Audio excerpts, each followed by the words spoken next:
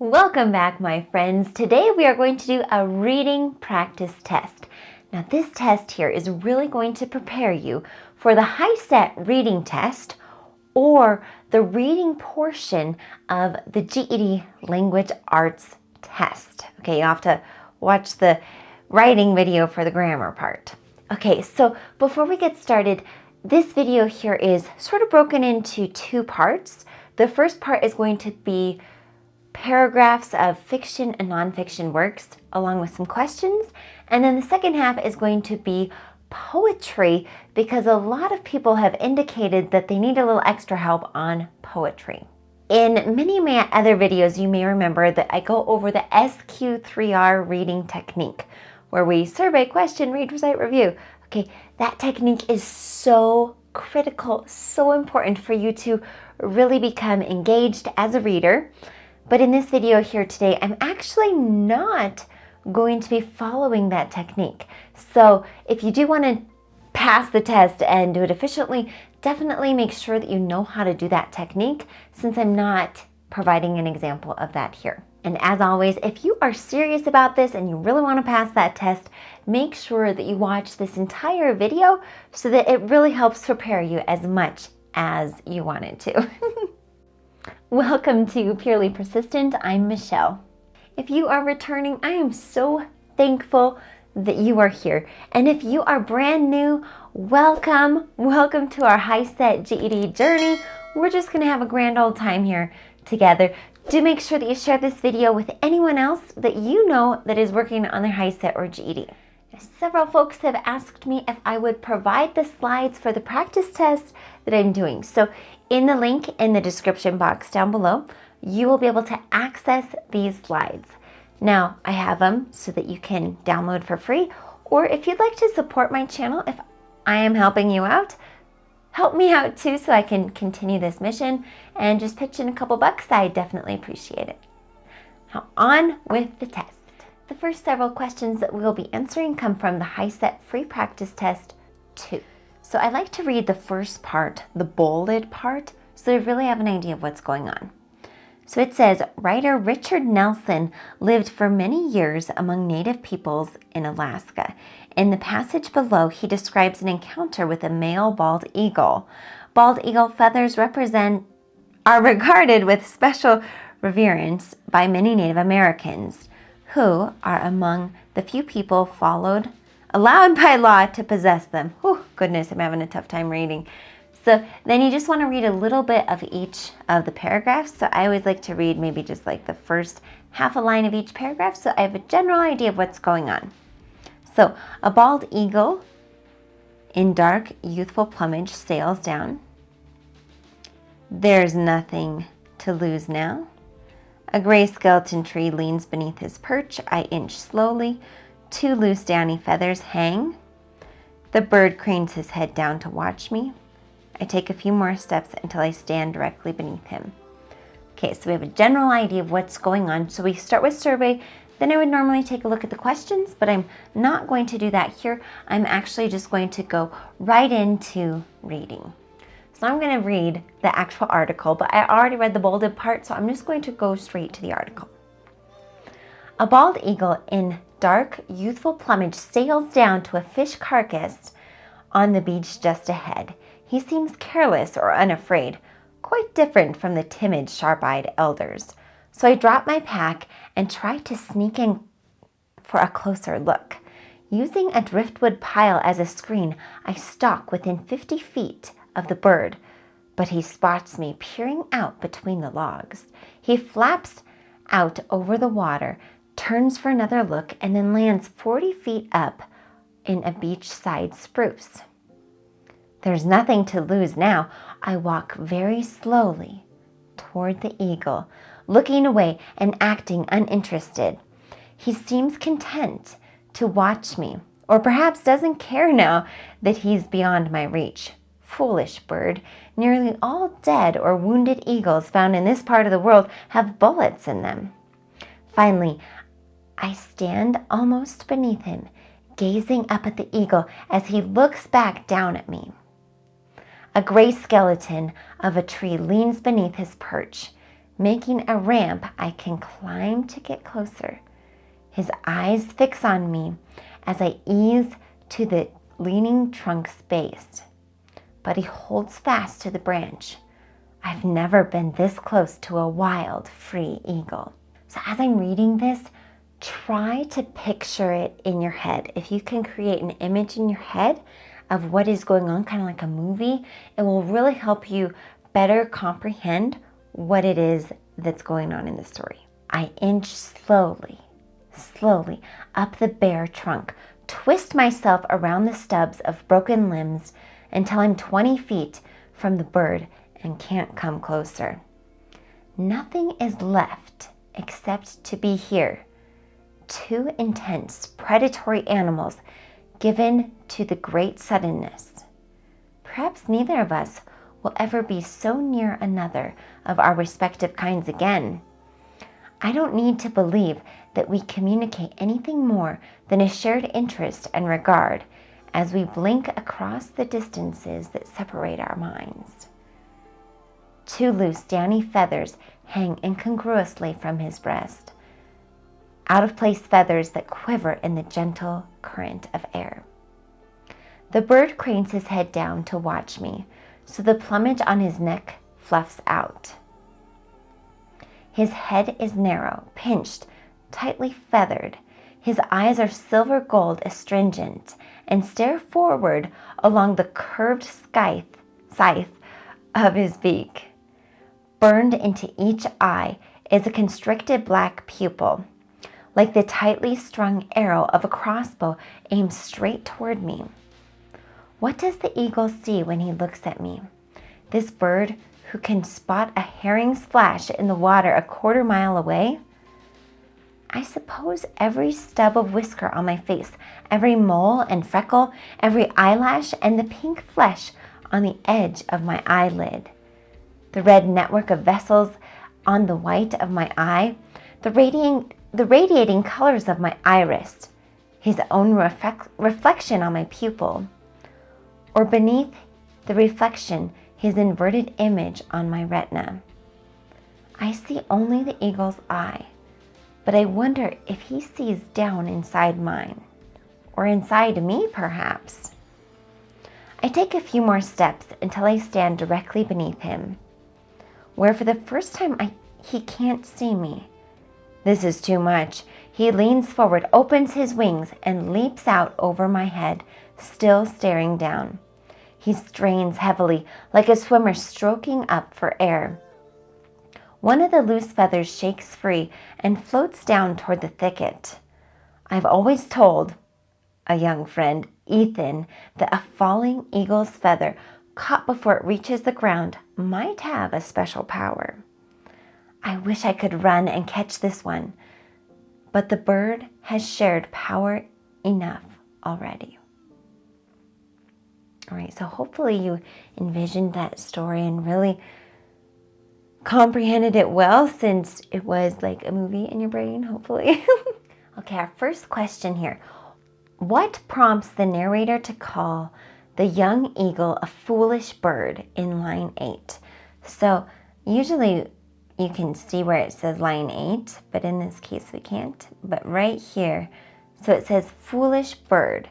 Nearly all dead or wounded eagles found in this part of the world have bullets in them, right? So why is he calling the young eagle a foolish bird? Because, so A, the eagle lands on the beach instead of staying out over the water. That's not really why he's a foolish bird, right? The eagle does not notice the narrator until he is within 50 feet. No, it's kind of indicating that the eagle is very aware of the narrator, right? The eagle settles for the remains of a dead fish rather than hunting for a fresh one. I mean, it does talk about how there's the dead fish carcass, right? It talks about that in the very first line. But that's not why he's a foolish bird, right? Because, I mean, we're really talking about humans, right? And the bullets that are in an eagle if they're ever this close. So the answer here is D. The eagle does not seem to know that even at a distance, humans pose a threat. Number 2, Which of the following best explains why the narrator climbs the leaning trunk? So, right, he's climbing the trunk. He's just trying to get kind of close to the eagle, right? So he wants to experience what it is like to be near a bald eagle. Sure, right? Let's look at the other ones too. He wants to enable the eagle to become more comfortable near humans. Is it really about how he wants the eagle to be comfortable with humans, or is it more sort of selfish? He wants to be near a human, right? So it's not B. He wants to see if the eagle is wounded. No, it doesn't really talk about the eagle being wounded at all, right? If it did, then maybe it would talk about like the eagles having issues flying, that sort of thing. So it's not that. He wants to obtain an eagle feather. No, he just really wants to be near the bald eagle. He wants to get as close to that bald eagle as he can, right? Number 3. Overall, which of the following does the narrator seem most interested in thinking about? Why the eagle behaves as it does. It talks a little bit about the eagle's behavior, but it's not really what the narrator is interested in, right? The narrator probably knows eagles pretty well, but how the eagle and he view one another. It does talk about that, right? It talks about how the eagle is seeing into the narrator. Like he can see every whisker, every freckle, the white of his eyes, the pink of the skin with his eyelashes, right? It's really going into depth on how the eagle is viewing him, but then also how he views the eagle, right? So definitely B, but let's look at the other answers too. How hunters must feel about eagles. He's not really thinking about hunters and eagles, right? He's just trying to embrace this eagle. Why bald eagles need to be wary. He knows why they need to be wary. He just really wants to, he's thinking about how they're viewing each other. The descriptions comparing an eagle's beak to a scythe and its eye to the arrow of a crossbow seem most intended to emphasize that the bird, okay, so a scythe. If you don't know what a scythe is, that's like the Grim Reaper. He has like that special like knife, sword type thing. It kind of like a machete, sort of, but angled like that, kind of like the bird's beak, right? Sort of indicating death. And then the arrow of a crossbow, also kind of angled. You know, a crossbow is what somebody uses when they're hunting, right? So both of those descriptions, comparing the eagle's beak and the eye, so they represent a once endangered species. Not so much, those aren't really talking about endangered species, right? Intends to harm the narrator. Again, it's just explaining this is how the bird looks. Has a need for self-defense. Are eagles aiming for self-defense? No. No, because they're top of the food line, right? Or close to the top of the food chain. A powerful hunter, right? A scythe and a crossbow are like that, right? That's what hunters could use. So there we go. D is the answer. In the last paragraph, the narrator indicates that the eagle flies off because it, so here we can actually see it's right in these first sentences, right? So let's reread that part. I take a few more steps until I stand directly beneath him, where for the first time he can't see me. This is too much. He leans forward, opens his wings, and leaps out over my head, still staring down. So he flies away, right? So is he flying away because he detects prey in the water? No. Because he hears the narrator approaching? He knows that the narrator is approaching, right? He's been keeping a close eye on the narrator. He can no longer keep his eye on the narrator. That's it, right? Because it says right here, for the first time, he cannot see me. So there we go. And is he lost interest? Not really. He just can't see the narrator. He doesn't know what's going on. So he's like, I'm out of here, right? Number 6. In the description of the eagle taking flight, he strains heavily, like a swimmer stroking up for air. The author is calling attention to. So before we go any further, again, if you haven't already downloaded the slides, definitely make sure that you do is just write in the description box for the link. And this will make it a lot easier to see. I wasn't able to make this one much bigger, so we don't really need it as much to answer this question, but having those slides will really help you. Okay, so again, he strains heavily like a swimmer stroking up for air. So just imagine a swimmer, right? A swimmer is swimming, and then a swimmer leans his head over or her head over and breathes, right? Gets more air, right? We have to do that in order to be able to breathe while we're swimming, right? And survive. Okay, so as it's talking about that, the eagle is flying, and then he does that, right? So the presence of water nearby. That one's trying to trick you, right? Because it's talking about a swimmer. Oh, that must mean water, right? But that's not actually the case. The basic similarities between eagles and fish, we're not talking about fish. The survival instinct that prompted the eagle to fly away, right? Isn't a swimmer stroking up for air? Imagine somebody swimming. It's like instinct. You have to get your head out of the water so that you can breathe, right? Just like it's a survival instinct. If you don't get up to breathe, then you're not going to survive, right? So C is the answer here. And D doesn't really have anything to do with it. There's no comparison of the lack of interest and a swimmer trying to breathe, right? So C is the answer. This question here it's an analysis question, and it's actually marked as difficult. So hopefully by me answering this question and going through it with you, hopefully it helps you understand it just a little bit better. Which of the following best describes the narrator's overall tone in speaking of the eagle? Respectful and admiring. Yes, right? He was definitely admiring the eagle and being respectful, right? He was just there watching the eagle, right? Was he worried and apprehensive? Not really. He was just really curious, right? Was he impatient and condescending? He was sitting there for a little while. I would call that patience. Detached and scientific. Was he detached? No, he had this like special unique bond with the eagle, right? So our answer is A. The author's primary intent in this passage is apparently to describe a rare and meaningful personal experience. Absolutely, right? This was the experience that he had, and he went into so much detail explaining it. Focus attention on irresponsible hunting practices. Did it talk at all about hunting? Not really. Convince readers to help protect bald eagle populations. No, it didn't talk about why we need to do it. It wasn't talking about trying to convince anyone, right? Inform readers about little-known aspects of eagle behavior. No, it was really just about this personal experience that the author had.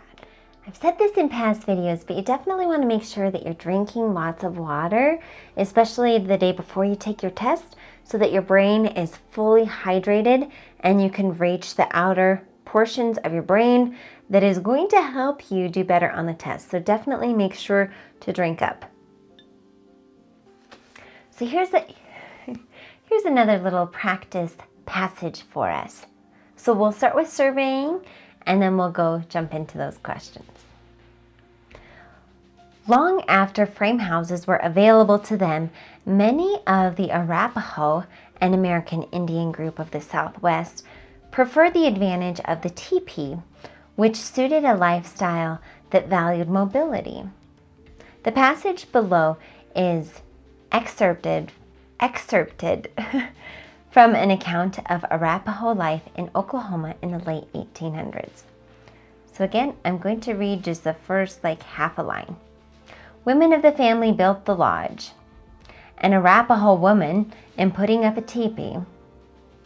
The opening that made the entrance was covered with the skin. There was room for everything in our lodge.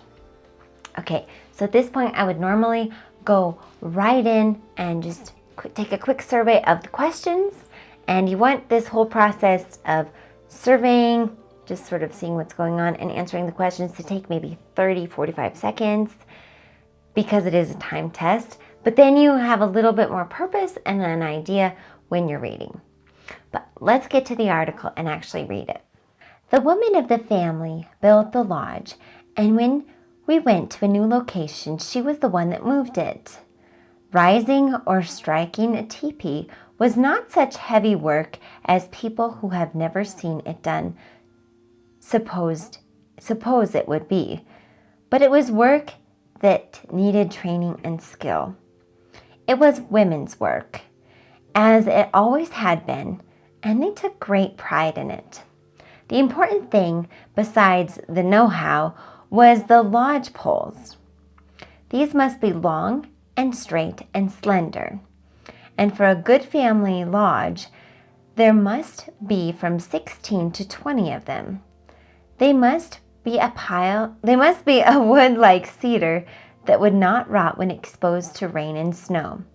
Such poles were not easy to find on the plains, and the women took great care of them. An Arapaho woman, in putting up a teepee, started with 3 poles that she bound together about 3 feet from the small end. Then she set up on the ground like a big tripod. Then she propped more poles on the ground and rested them above in the fork of the first 3. These were spaced evenly in a circle and formed the framework of the teepee. Many buffalo skins sewed together had once made the cover for this frame, but the old lodge skins soon wore out after the buffalo were gone, and then a heavy cloth called the lodge cloth or strouting was used. This cloth was cut and sewed in such a way that it formed a kind of cone stretched over the poles. 2 flaps or ears were left open at the top, with 2 more poles thrust through them in such a way that they made the smoke hole above the center of the lodge large or small, depending upon how they were braced on the ground. The opening that made the entrance was covered with a skin or a length of canvas held down by a strip of wood that weighed the bottom. This was the only kind of door we knew long ago. In fine weather, it was raised on poles to make a kind of awning over the opening. This door could not be locked, of course, like a wooden door on hinges, but the Cheyenne and Arapaho, like most other Indians, had always respected other people's houses.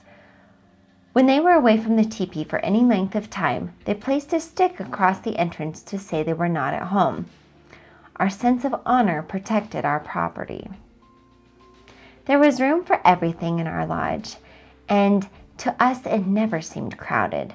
Bags of meat and fruit that my mother had dried hung from the lodge poles.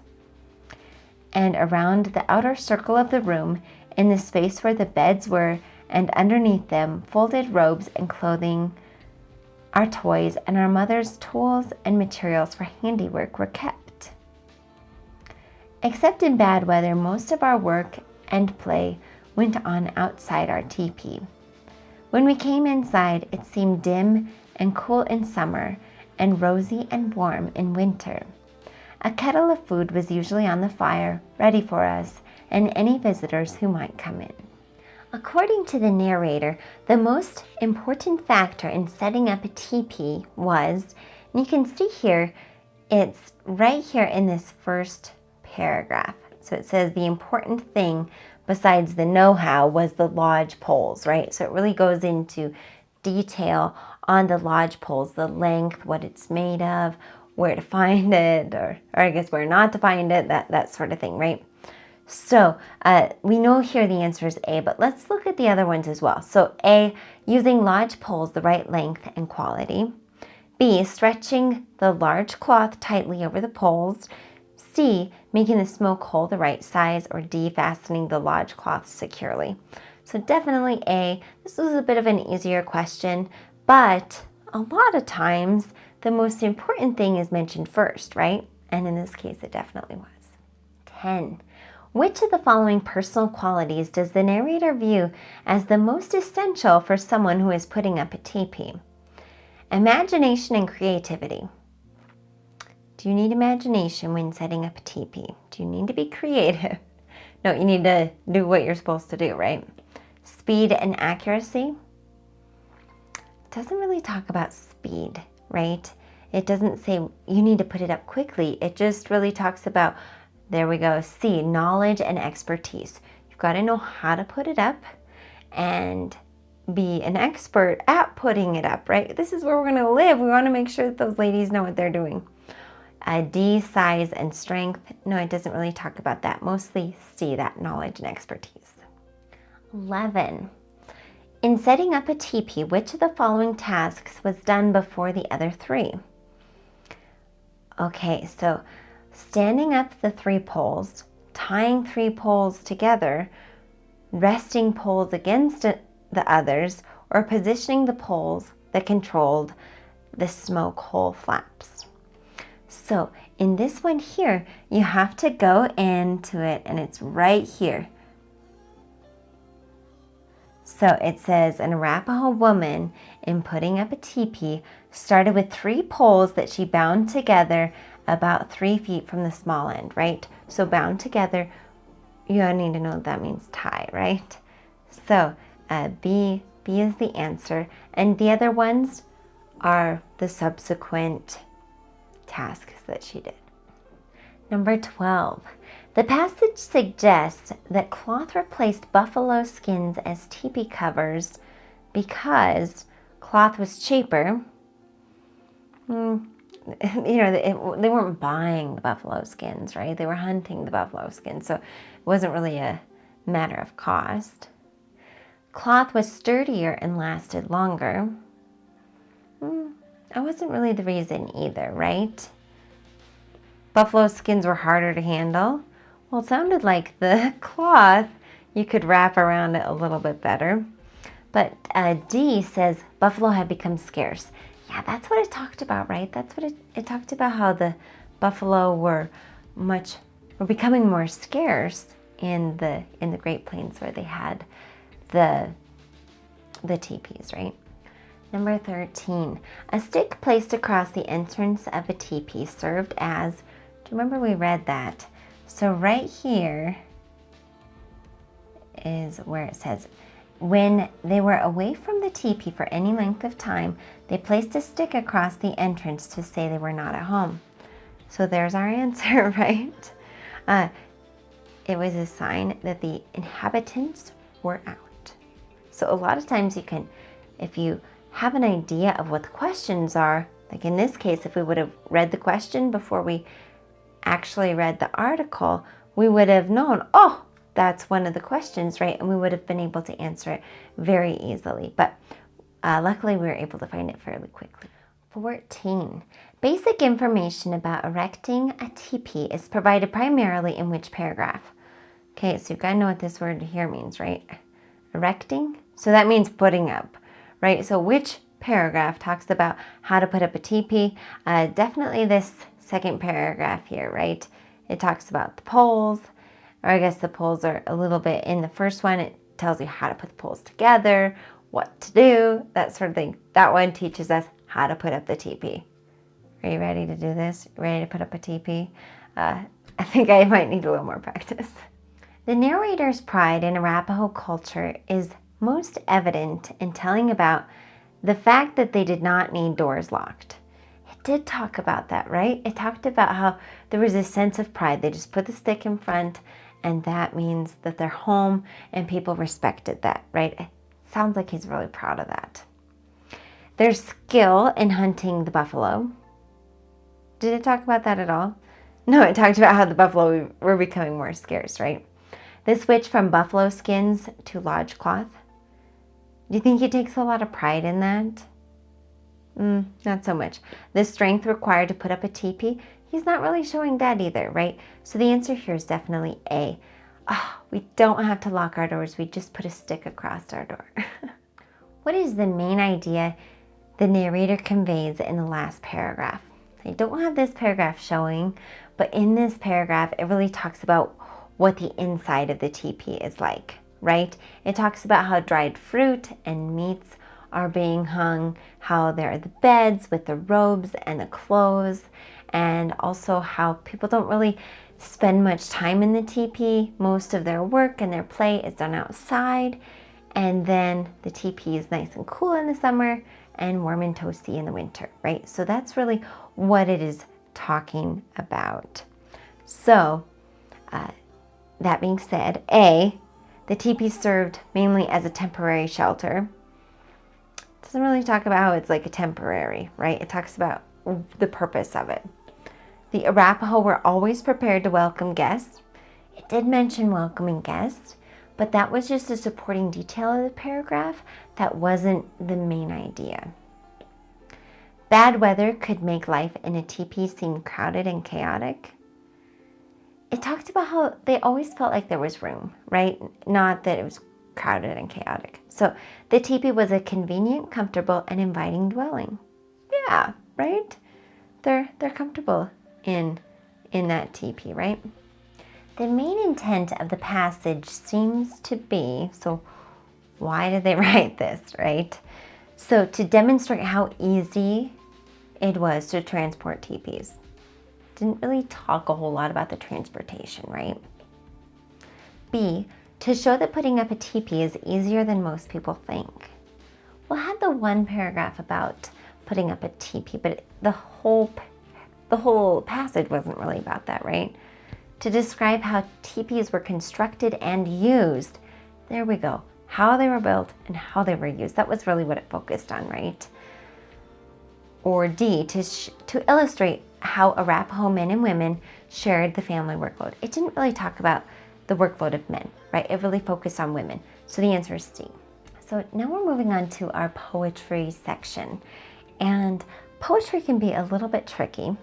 And I just want you to do your best. I actually have a couple poetry videos that you might consider watching so that you really have a thorough understanding of poetry. But just do your best, okay? So we've got two poems here that we're going to be going over. So for this first poem, I'm going to start off by doing a little surveying so I know what's going on. So it says, for the chicken eggs to hatch, whether they are brown or white, two conditions are necessary. They must be fertile and they must be kept at a constant temperature of 99.5 degrees Fahrenheit for about 3 weeks, beginning at the time the egg is laid. In this poem by Demetria Martinez, a young girl understands some, but not all of these conditions. So we have Elena at 5 years old. So with poetry, I like to just read maybe like the first line of each little stanza when I'm just surveying. Elena warms a brown egg. It is at the center now of a sphere for 3 weeks at 3:15, but at 5, Elena. Okay, so a general idea of what's going on. And I'm going to, normally I would read the questions, but I'm just going to go straight to the poem. So now I normally just take a quick look at the questions, but in this case, we're just going to go right to our poem. Elena at 5 years. Elena warms a brown egg between her palms, close to her lips, cold from a carton, chosen from the dozen. It is the center now of a sphere, of kitchen towels in a drawer, next to an Amish cookbook, next to an oven's white side. For 3 weeks at 3:15, Elena will breathe on that egg, held between her lifelines. Against her grape-stained lips, she anticipates the birth. Although brown eggs, her mother says, can't hatch. But at 5, Elena has a good ear for heartbeats. Sidewalk cracks cry when her tennis shoes touch them. Lava chips that embroider the yard have names, and a brown egg is throbbing in the cup of her hands. The description lines 5 and 6 suggest that Elena, so 5 and 6, has tried to prepare the egg for cooking. Oh heavens, no, she's trying to hatch the egg, right? Clean the egg but has forgotten it. Oh, she hasn't forgotten it. hide the egg so it will not be used for cooking. No, she's not trying to hide it, right? She's trying to warm the egg by creating a nest. Isn't she sweet? Okay, what does the fact that Elena breathes on the egg for 3 weeks at 3:15 in line 9 most suggest? So she remembers the egg only occasionally? No, she remembers it every day, 3:15, right? She is seriously dedicated to this project. Yes, she is. She has limited interest in hatching the egg. And it's not limited, right? Her mother reminds her to care for the egg after school. Is her mother reminding her? No, right? She is so dedicated. She's like, I've got this. 3:15, 3 weeks, I can do this. Okay, the poem ends with the sense of the speaker's dismay over Elena's misinformation. No, it's like describing this little 5-year-old in her imagination, right? Understanding Elena's way of looking at the world. Yes, right, she can hear the sidewalks cry. She can name the lava chips, right? 5-year-olds have such vivid imaginations. So that's our answer here, but let's look at the other ones. Confused over whether the egg will hatch. No, she's convinced this egg is going to hatch, right? Excitement at the prospect of new life that she is nurturing. Yes, she's excited, but it's definitely her way of understanding things. So we're going to read a different poem now. And this one actually does not go with the HiSET practice test. This is a poem that is a pretty powerful poem written by, I don't even know how to say her name, Maya Angelou. And she was an African-American woman. And it's definitely a powerful poem, just sort of illustrating how she can be powerful and despite the world of racism. So we're going to take a quick read of the poem and then answer a few questions. You may write me down in history with your bitter, twisted lies. You may trod me in the very dirt, but still, like dust, I'll rise. Does my sassiness upset you? Why are you beseaced with gloom? 'Cause I walk like I've got oil wells pumping in my living room, just like moons and like suns with certainty of tides, just like hopes springing high, still I'll rise. Did you want to see me broken, bow-headed and lowered eyes, shoulders falling down like teardrops, weakened with my sorrowful cries? Does my haughtiness offend you? Don't you take it awful hard? 'Cause I laugh like I've got gold mines digging in my own backyard. You may shoot me with your words, you may cut me with your eyes, you may kill me with your hatefulness, but still, like air, I'll rise. Does my sexiness upset you? Does it come as a surprise that I dance like I've got diamonds at the meeting of my thighs? Out of the huts of history's shame, I rise. Up from the past that's rooted in pain, I rise. I'm a black ocean leaping and wide, welling and swelling, I bear in the tide. Leaving behind nights of terror and fear, I rise into a daybreak that's wondrously clear. I rise, bringing the gifts that my ancestors gave. I am the dream of hope and the hope of the slave. I rise, I rise, I rise. As it is used in the first stanza, the word tread most nearly means, it's actually not tread, it's actually trod. You can see in the third line there. But my pen is not working anymore, so I can't really cross off or mark answers. But that's okay. We're just going to go with it. So trod, does it mean to fight?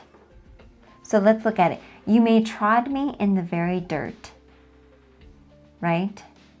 So trod, do you fight on dirt? Do you save dirt? Save the dirt. Do you step on, right? You may step on me in the very dirt, right? I mean, here it's kind of talking about how this person is being belittled, right? Still like dust, I'll rise. So it's like, step on me, but I'm going to rise. You're not going to stop me, right? And so the answer here is C. The tone of the poem can best be described as triumphant. Yeah, right? She's like, yes, there, I don't care what happens. I will rise. I'm going to do great things, right? We as a society are going to do great things, right? That's what she's talking about. Is she apologetic? Oh, I'm so sorry, right? No, she's unapologetic. Like, this is who we are. We're going to do great things, right? Soothing, bossy, no. So definitely A. As used in the 5th stanza, haughtiness most nearly means, so again, normally the stanzas will be labeled, but in this case it's not, but you can see haughtiness is right down there at the bottom. So it says here, does my haughtiness offend you? Don't take it awful hard, right? So haughtiness, is it anger? Is she angry? It's not really showing a lot of anger, right? Is she trying to be modest? No. Arrogant? Yeah. She's like, does my arrogance offend you? Like, I don't really care, right? That's kind of what she's going on. Oh, good looks. Do her good looks offend you? No, so it's definitely arrogant, right? She definitely is being arrogant within this poem. But does it offend you? Okay, so she's talking about you. Who is you? Now keep in mind, this is a Black woman who is writing this about racism, right? So the you is most likely white oppressors. So yeah, right? She's talking about white people that are discrediting Black people, right? All Americans? No. An ex-lover? No. Black men? No. It's really just white people that are not treating Black people respectfully. Okay, rhythm and rhyme. Definitely something that is in a lot of poems. So let's kind of look more for the rhyme. Okay, so if you look in the first stanza, again, a stanza is just like a paragraph. Usually it's separated within lines. And so I don't have the entire poem here, but I just wanted to show you this part right here. So it says, if you look at the very end of the first stanza, we have eyes, and then the last line says rise. Eyes rise. And then we have surprise, and then thighs, right? But then it starts to change it up a bit, right? Out of the huts of history's shame, I rise. Up from the past that's rooted in pain, I rise. So that right there, it really doesn't have the same rhythm that the rest of the poem has. And also it doesn't have that same rhyme scheme. And so even though you can't tell this because the whole poem isn't included, it would be C, which is the 8th stanza. This here's the 8th stanza. Even though it looks like it's the 3rd stanza, it's actually the 8th. The figurative language in the 3rd stanza compares the speaker to, so here I've got the 3rd stanza, just like moons and like suns, with the certainty of tides, just like hopes springing high, still I'll rise. Right, so what is this kind of referring to, right? Is it the brightness of objects in space? Is that what it's talking about, right? Notice how it says the certainty of tides. It's not really talking about the brightness, right? Dependability. Certainty is like dependable, right? Dependable cycles in nature. The moon, the sun, the tides, very certain, very predictable, right? So that's the answer there, B. But let's look at C and D. The arrival of springtime. So it says springing high, but it's not really talking about seasons. The power of gods. No, it's not talking about the power of gods, right? It's talking about that dependability.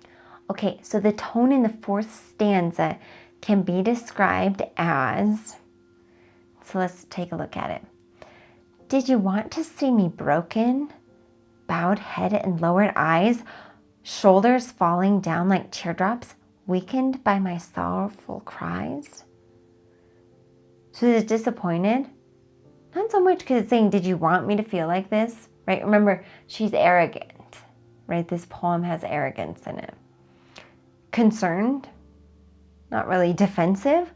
There's a little bit of defensiveness going on. But accusing, look at that. She's like, did you want me to be like this? Right? She's very, very accusing, right? So D is our answer. The tone of the phrase awful hard in the 5th stanza is best described as, does my haughtiness offend you? Don't you take it awful hard. So, is she being sarcastic? Absolutely, right? We've got that arrogance again, definitely showing sarcastic tone, right? Sorrowful? Not really. Energized? Is she energizing? Does my haughtiness offend you? No. Sympathetic? Not really. So the answer is A.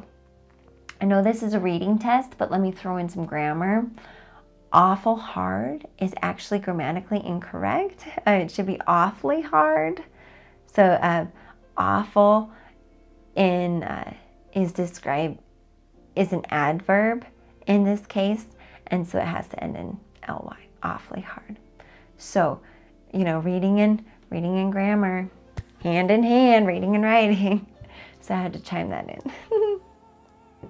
Okay, the metaphor. So a metaphor is a comparison, right? The metaphor in the last stanza emphasizes the speaker's power of, so let's see here. It says, leaving behind nights of terror and fear, I rise into a daybreak that's wondrously clear. I rise, bringing the gifts that my ancestors gave. I am the dream and the hope of the slave. I rise, I rise, I rise. Right? Tranquility. Is it peace? Tranquility and peace? Not so much. Dreaming. She seems like she's a little more powerful than it just being a dream, right? Renewal. Yes. I rise, right? That's a sense of renewal, right? Rage. I mean, there's rage within it, but it definitely is more of that renewal. Okay, I needed one more question because I promised 30 questions. So, love is blind. Is that a simile, personification, alliteration, onomatopoeia, or metaphor? Let me do a quick review of these terms. Simile is a comparison using like or as if. Notice how it says is, not like as or as if, so it's not a simile. Personification, that is when you're comparing maybe an object or an animal or something to human-like characteristics or characteristics like something else alive. So I was like, the trees danced in the wind, right? Trees actually don't dance, but with personification, it kind of makes it so that they do. Okay, alliteration. Alliteration is the beginning words sound the same. So like Sally sells seashells by the seashore.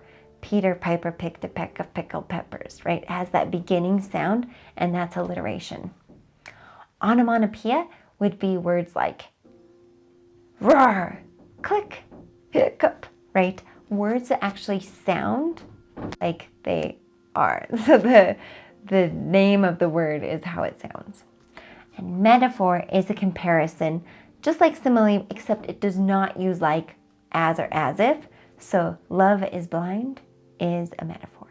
Guys, we're done. Another long video. And if you stuck around, comment below and tell me because you're so committed. I mean, these videos that I've got here are long, but being a practice test, it really, really helps you to stick with the whole thing. And I know you're going to do it. You're going to get your HiSET. You're going to get your GED because you're working so hard. So like I said, comment below.